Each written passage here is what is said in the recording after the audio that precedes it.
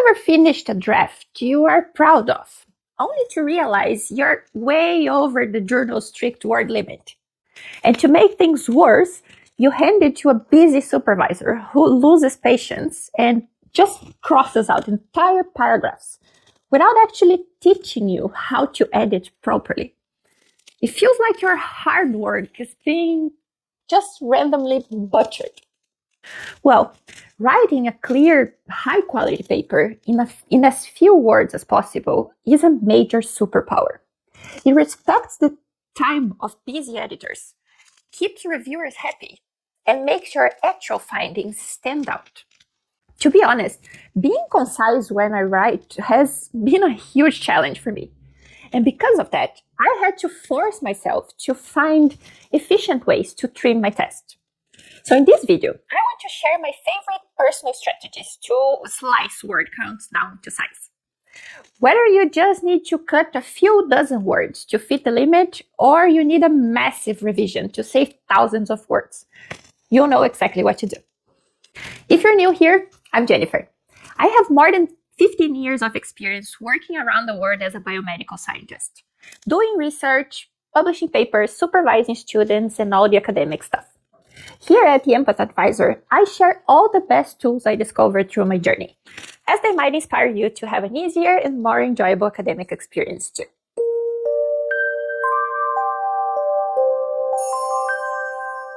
A lot of us in academia think that more words equal more authority.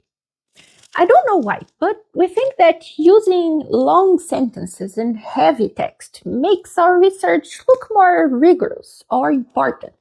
But in reality, the exact opposite is most likely true. In the publishing world, attention is an expensive currency. Editors and reviewers are incredibly busy, and they read dozens of papers a week. When a manuscript is bloated, it usually gets stuck in review, simply because the main discovery gets buried under a mountain of jargon and extra words, and nobody becomes excited to explore this kind of mountain. So let's make one thing clear. Deleting the fluff doesn't weaken your science. It actually uncovers it to let your brilliant ideas finally breathe and shine. I'm poetic today. If you also find it challenging to be concise, to help you do this, we are going to look at two different levels of editing. First, we'll look at microcuts, which are quick fixes for when you are already close to the limit and just need to save a few dozen words. Then we'll look at macrocuts, which is a bigger strategy for when your draft is way too long and you need a total rebuild to save hundreds or even thousands of words. Let's start with the microcuts, for when you're just a little bit over the limit. The first strategy is simple, and it's basically cutting unnecessary words. In academic writing, we love filler phrases. And this is especially true if, like me, you are not a native English speaker. We write things like, in order to, when we could just say to. It is important to note that, which doesn't add any real value. A large number of, instead of many. Due to the fact that, instead of because.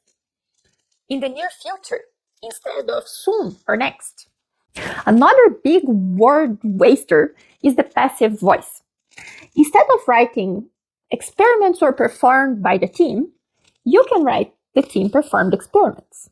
It sounds stronger, it is easier to read, and immediately saves you a few words. Let me show you how this would look like using an example. Look at this sentence. It is worth noting that a significant decrease in the level of glucose was observed by our group in order to confirm our hypothesis. This has 24 words. Now let's apply our rules. We can remove the filler phrases and change the passive voice to active voice. Only by doing that, the sentence becomes as direct as. To confirm our hypothesis, we observed a significant decrease in glucose.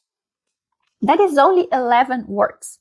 We cut the sentence by more than half, and it did not lose any of its original meaning. In fact, it became much easier to understand. So go through your text line by line and challenge every single word. If a word isn't doing any actual work, don't be afraid, just delete it. And the second strategy to make microcuts is to eliminate redundancy.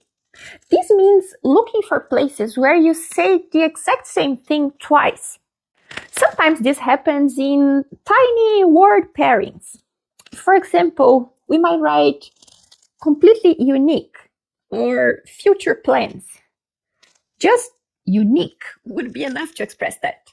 And plans are always in the future. So you can easily cut those extra words. In scientific writing, we do this all the time without realizing it. We write things like summarize briefly when a summary is already brief. Mix together when you can't even mix things apart. Small in size when you can just say small. In close proximity when you can just say near or close to.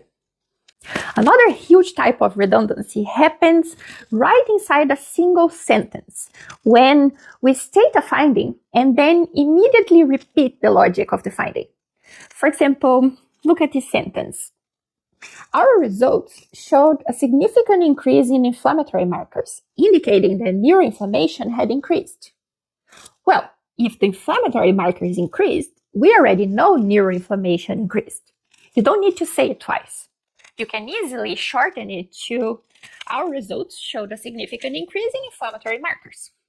It means the exact same thing, but it is punchy and saves you 6 words in just one sentence. But redundancy also happens on a much bigger scale. A common mistake is repeating your exact results inside the discussion section. You don't need to show the data twice. Your discussion should explain what the results mean, not just repeat what they are. By cleaning up these small and large redundancies, you can easily cut off a few hundred words without losing any of your actual science.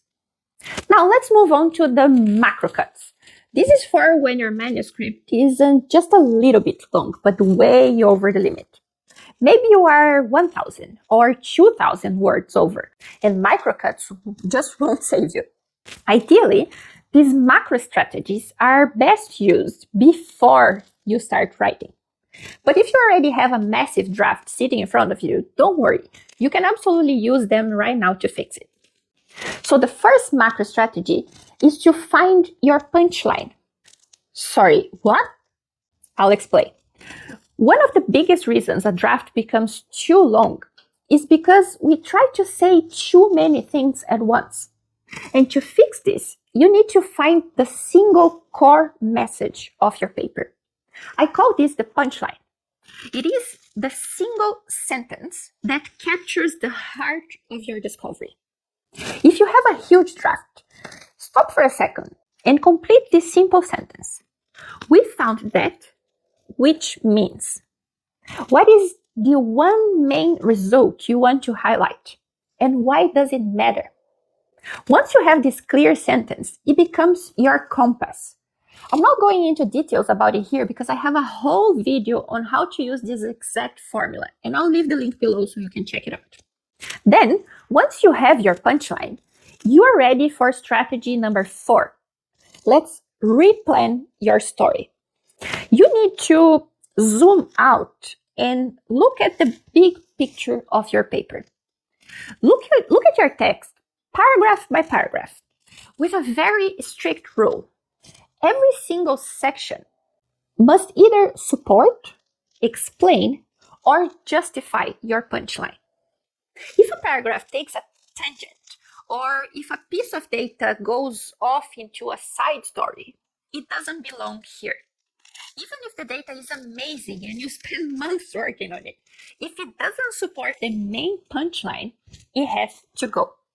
But don't worry, you don't have to throw your hard work away.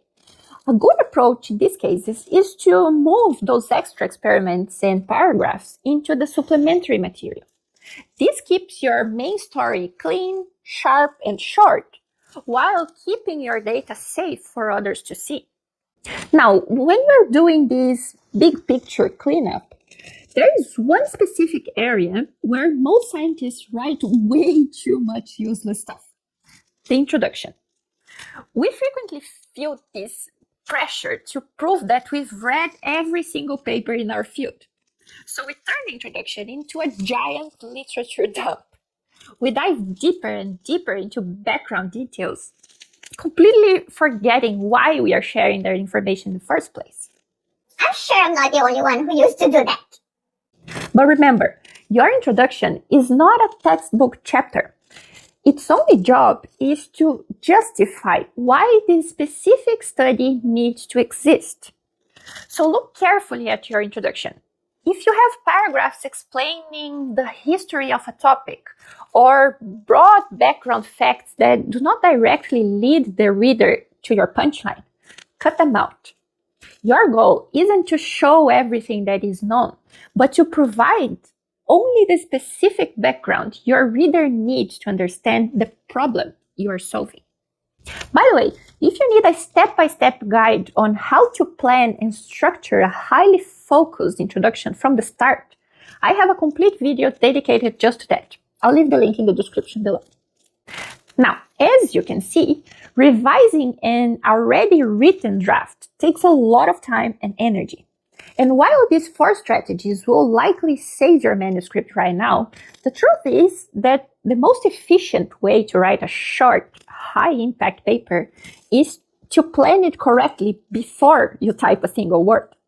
And that is why inside your Science Your Legacy Master Plan, I share my lifelong paper writing toolkit to help researchers strategically map out their story, their figures, and their punchline from scratch. It prevents the fluff before it even happens, saving them weeks of precious time and a lot of writing frustration. At the end of the day, cutting down your word count isn't just about following strict journal rules, but about making your writing clear and powerful. When you respect the time of busy editors, reviewers, and readers, your papers move through the review process much faster and stick better to your audience. And that's a massive boost for your scientific career. Mastering this skill takes time and practice. It can be painful to cut words you worked hard to write, but it completely transforms you into a much more efficient scientific communicator. So let us know in the comments below, which of these 4 strategies do you need to use in your manuscript right now? If this video helped you learn how to confidently trim your manuscript word count, make sure you give it your like and subscribe to the channel so that you don't miss our new videos on how to write and publish your papers in an easier, more professional, and more enjoyable way. See you soon!